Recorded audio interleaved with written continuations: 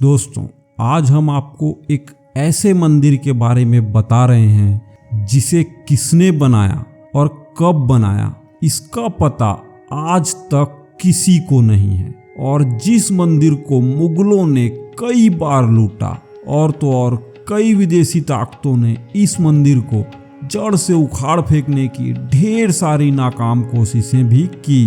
कई बार इस मंदिर की संपत्ति को लूटा गया, पर जितनी बार भी इस मंदिर को नष्ट करने के लिए दुष्ट पैदा हुए, उतने ही बार इस मंदिर के पुनः निर्माण के लिए पुण्य आत्माओं ने भी जन्म लिया। दोस्तों, हम बात कर रहे हैं सोमनाथ मंदिर की। सोमनाथ मंदिर हिंदू धर्म में बताए गए सभी 12 ज्योतिर्लिंगों में सबसे पहला और खास ज्योतिर्लिंग है। इसकी जानकारी हिंदू धर्म के शिव पुराण में भी दी गई है। सोमनाथ मंदिर के प्राचीन इतिहास और इसकी वास्तुकला और प्रसिद्धि को देखने के लिए पूरे दुनिया भर से लाखों शिव भक्त व श्रद्धालु भगवान शिव के दर्शन और आशीर्वाद लेने आते हैं। सोमनाथ मंदिर के जिस मंदिर को आज हम देखते हैं उसे भारत के लौह पुरुष कहे जाने वाले सरदार वल्लभ भाई पटेल के अथक प्रयासों से बनवाया गया था। मई 1951 को इसका फिर से निर्माण शुरू किया गया और 1 दिसंबर 1955 को भारत के प्रथम राष्ट्रपति डॉक्टर राजेंद्र प्रसाद के द्वारा राष्ट्र को समर्पित किया गया। सोमनाथ मंदिर लगभग 155 फीट ऊंचा है।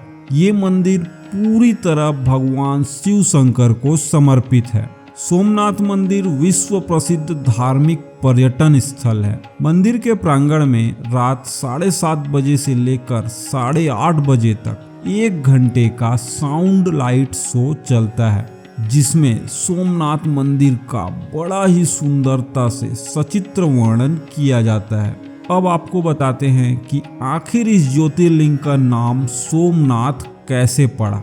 दोस्तों, पवित्र पुस्तक शिव पुराण के अनुसार सोम अर्थात चंद्रदेव ने राजा दक्ष प्रजापति की 27 पुत्रियों के साथ विवाह किया, लेकिन सोम यानी चंद्रदेव सिर्फ अपनी एक ही पत्नी रोहिणी को सबसे ज्यादा प्यार करते थे और उन्हीं के साथ अपना ज्यादातर समय व्यतीत करते थे।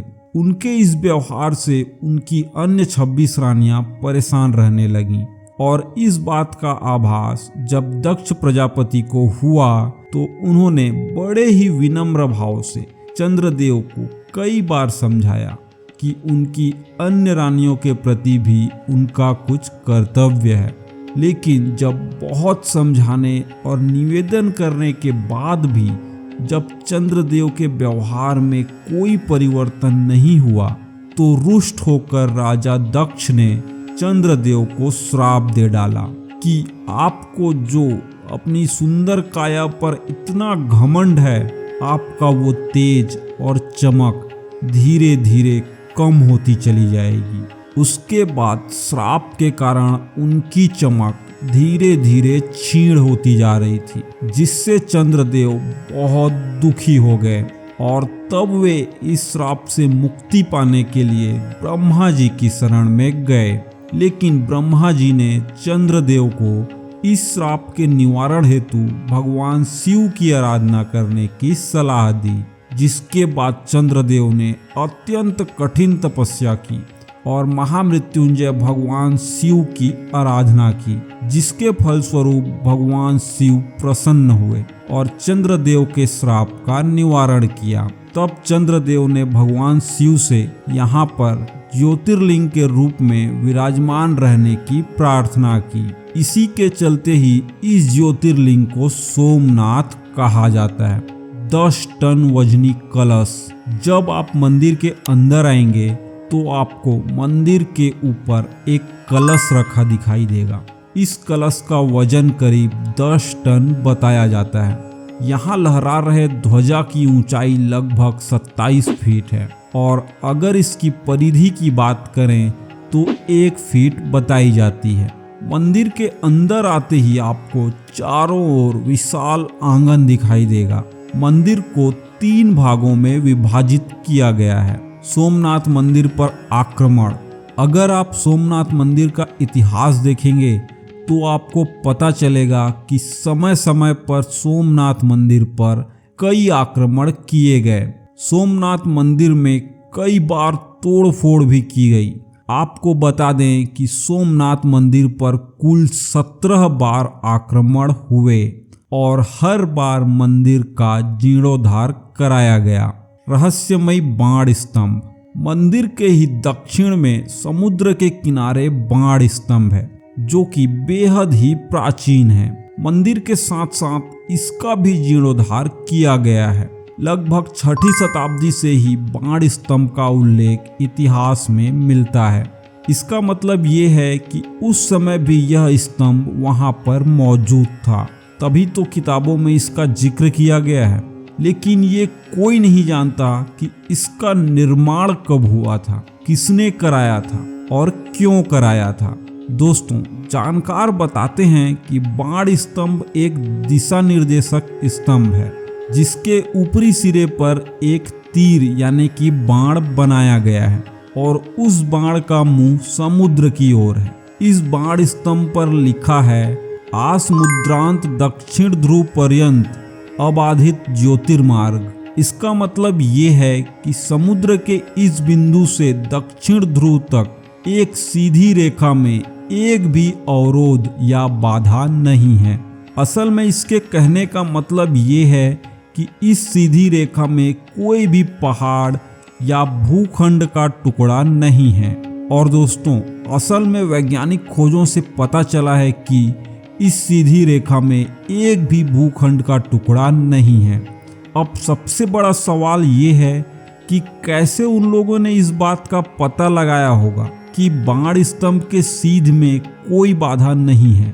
क्या उस काल में भी लोगों को ये जानकारी थी कि दक्षिणी ध्रुव कहाँ है, और क्या उनको पता था कि धरती गोल है? आज के समय में तो विमान, ड्रोन या सैटेलाइट के जरिए पता किया जा सकता है, पर उस समय उन्होंने ये सब कैसे पता किया, ये अब तक एक रहस्य ही बना हुआ है।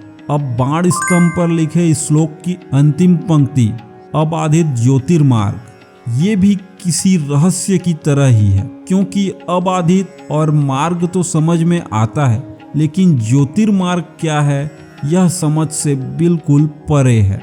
और दोस्तों, लोक कथाओं के अनुसार यहीं पर भगवान श्री कृष्ण ने अपना देह त्याग किया था। इस कारण भी इस क्षेत्र का और भी ज्यादा महत्व बढ़ गया। ऐसा माना जाता है कि श्री कृष्ण भालुका नामक स्थान पर विश्राम कर रहे थे, तब एक शिकारी ने उनके पैर के तलवे में पद चिन्ह को हिरण की आंख समझकर धोखे में तीर मारा था और वो तीर जाकर श्री कृष्ण के पैर के अंगूठे में लगा, जिस कारण श्री कृष्ण ने देह त्याग कर यहीं से बैकुंठ गमन किया था। इस कारण इस स्थान पर बड़ा ही सुंदर कृष्ण मंदिर बना हुआ है।